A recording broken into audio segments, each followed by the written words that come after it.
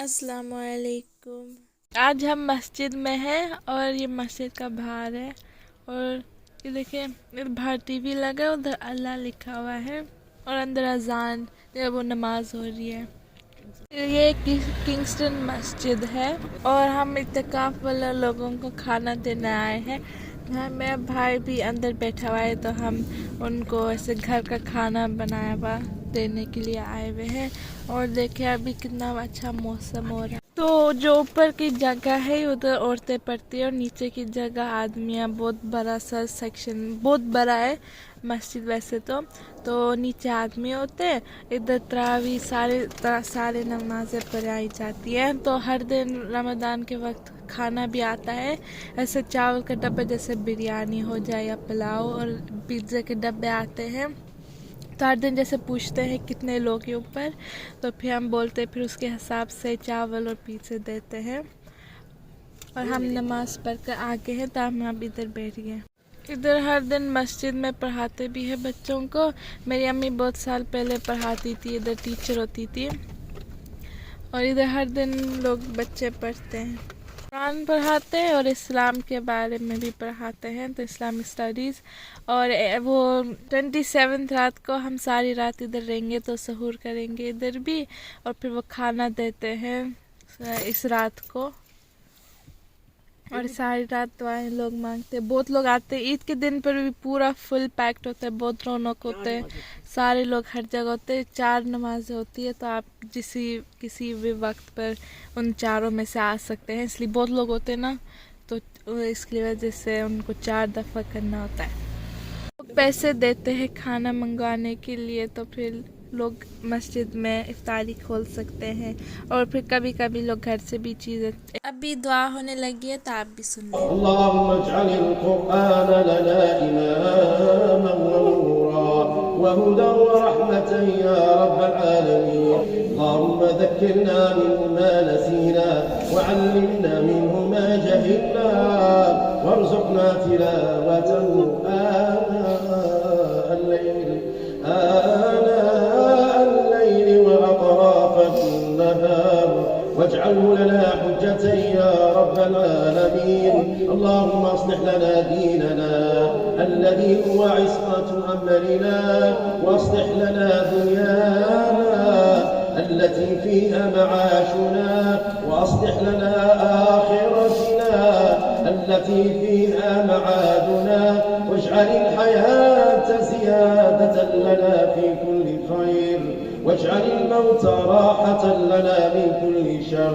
اللهم لا تجعل مصيبتنا في ديننا، ولا تجعل الدنيا أكبر همنا ولا مبلغ علمنا، ولا تسلط علينا بذنوبنا من لا يخافك فينا ولا يرحمنا.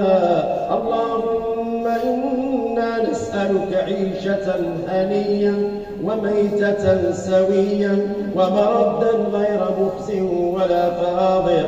اللهم إنا نسألك خير الدعاء وخير النجاح وخير العلم وخير العمل وخير الثواب وخير الحياة وخير الممات.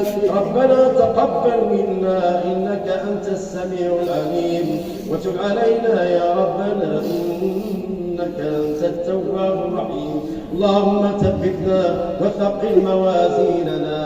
اللهم ربنا ألهمنا رشدنا، اجعلنا ممن صام رمضان إيمانا واحتسابا، واجعلنا ممن قام رمضان إيمانا واحتسابا. اللهم اجعلنا ممن فاز بجائزة ليلة القدر. اللهم لا تحرمنا ثوابها ولا تحرمنا أجرها ولا تحرمنا نورها. لا إله إلا أنت الغني ونحن الفقراء، أنت العزيز ونحن الأذلاء. اللهم اغفر وارحم أنت خير الراحمين، وتجاوز عنا أنت أكرم الأكرمين. اللهم اغفر للمصلين جميعا، إخوانا وأخوات جميعا. اللهم بارك لنا في أزواجنا، بارك لنا في أولادنا، بارك لنا في ذرياتنا، بارك لنا في أموالنا، بارك لنا في شرابنا، بارك لنا في طعامنا، بارك لنا في أعمارنا، بارك لنا في ديننا. اللهم أعز الإسلام والمسلمين، ودمر أعداءك أعداء الدين، وانصر عبادك المجاهدين، وانصر عبادك الموحدين. اللهم واجعل بلاد الإسلام آمنة مطمئنة يا رب العالمين. اللهم وانصر إخواننا في فلسطين، اللهم وانصر إخواننا في فلسطين، اللهم وانصر إخواننا في المسجد الأقصى، اللهم وانصر إخواننا المستضعفين في الهند، وانصر إخواننا المستضعفين في باكستان وأفغانستان والشيشان وسوريا وكشمير وسائر بلاد المسلمين. اللهم أعد علينا رمضان مرات عديدة وكرات مديدة. اللهم واجعلنا من أهل الإيمان، واجعلنا من أهل الإسلام. اللهم لا تحرمنا خيرك وخير الجنان. اللهم وإن قصر عملنا فشفع فينا رسولك الكريم. توفنا مسلمين والحقنا بالصالحين، واجعلنا جميعا من ورثة جنة النعيم.